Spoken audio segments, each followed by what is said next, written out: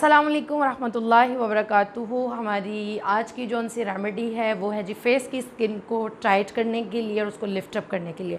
जिन लोगों की फेस की स्किन लटक जाती है, ढलक जाती है उम्र से पहले, तो उसके लिए आप लोग क्या क्या रेमेडीज़ इस्तेमाल कर सकते हैं। आप लोग इसके लिए इस्तेमाल कर सकते हैं योगर्ट, इसके साथ जो है लेमन जूस। ठीक है, बहुत इजी रेमेडी है, आराम से घर के अंदर अवेलेबल होती है। दही के अंदर जो है वो लेमन के ड्रॉप्स ऐड कीजिए, इसका एक पैक बनाइए, अपने फेस पर अप्लाई कीजिए, अमेजिंग रिजल्ट्स देखिए।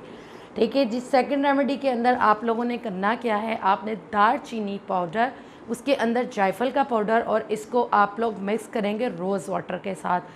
और थर्ड रेमेडी जो मैं आप लोगों के साथ शेयर करूँगी वो रेमेडी है जी, आप लोगों ने कॉफ़ी पाउडर जो है वो ले लेना है और इसको आपने पानी में हल कर लेना है। और हल कर लेने के बाद इसके अंदर आप शामिल करेंगे एलोवेरा जेल के, और ये एक